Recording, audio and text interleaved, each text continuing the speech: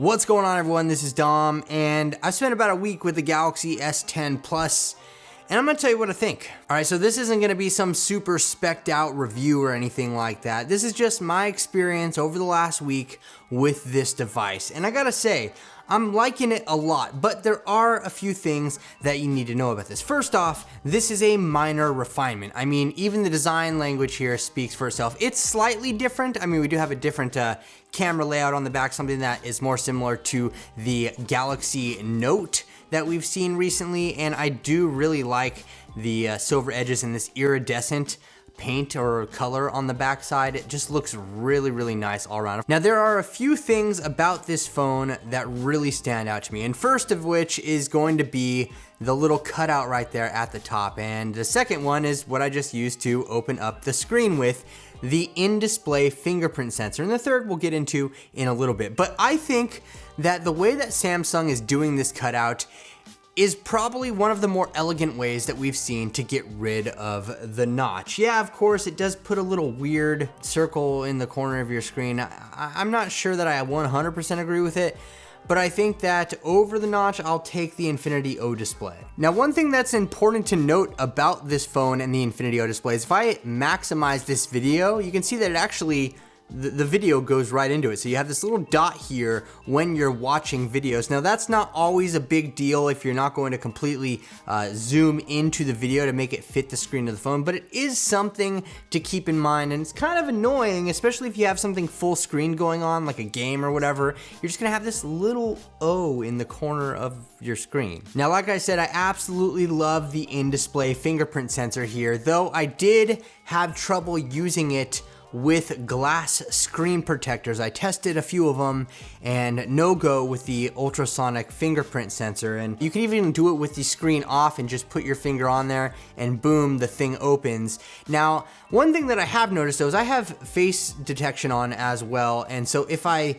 have face detection on, I mean, by the time it hits my face, the thing is already unlocked and I can just swipe up without having to use the fingerprint. So it kind of makes the ultrasonic thing a little less, and to be honest, like, we're spending all this time and money putting fingerprint sensors under the display when realistically, Face Unlock seems like it's kind of at its prime right now and is doing a lot better in my opinion. Real quick though, I want to give a huge shout out to this video's sponsor, .tech domains. I have dom.tech, I use it, it leads to my YouTube channel, I have it on business cards, my email, things like that. And I mean, even CES, the Consumer Electronics Show, you know, in January, they have CES.tech now. You can get one using the link below in the description along with the promo code down there and save on 1, 5, or 10-year domain registrations up to 90%. So there's some pretty good deals going on. Check that link out below. Thanks again to .tech for sponsoring this video. Now, as far as the software operation and the fluidity of everything, I mean,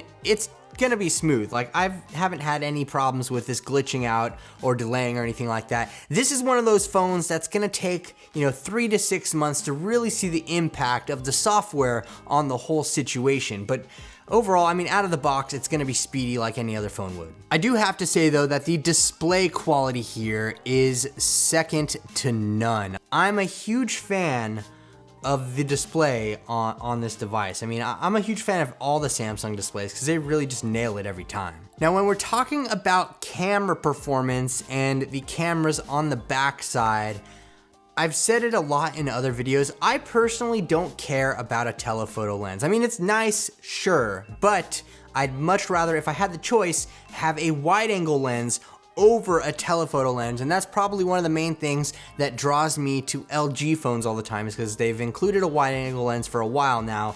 Finally, we have one on the Galaxy devices though, and boy, is it awesome. I mean, first off, photos on this thing, they just look great. We're at that point in time where photography on a smartphone is just good all around. I mean, most of these high-end flagship smartphones are gonna do you good in the camera department, but having a wide angle lens, just that nice wide field of view, it just looks amazing. And if you want to check out all the photos that I've taken with the Galaxy S10 Plus, I will leave a gallery linked below for you. As far as the battery life goes, I haven't really noticed any abnormal power drain from this. I've been able to make it through the day, no problems at all.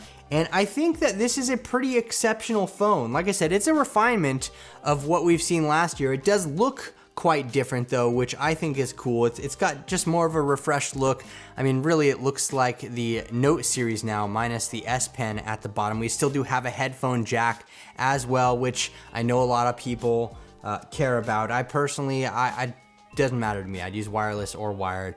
But here's the thing, okay, this is $1,000, right? And that's not necessarily a bad deal. The base storage on these Galaxy phones now is 128 gigabytes, and you do have micro SD card expansion, so that is great all around. But you know what? If you're looking for something that's not quite as expensive as the Galaxy S10 or S10 Plus, I think the Galaxy S10e is a very good option to consider. I mean, it has basically all the features that this one or the S10 has, but in a smaller form factor, minus the telephoto lens. I think all around, that's a solid option to consider. I think that this is a great phone though. I don't have many gripes or little quirks that I've noticed about it just yet.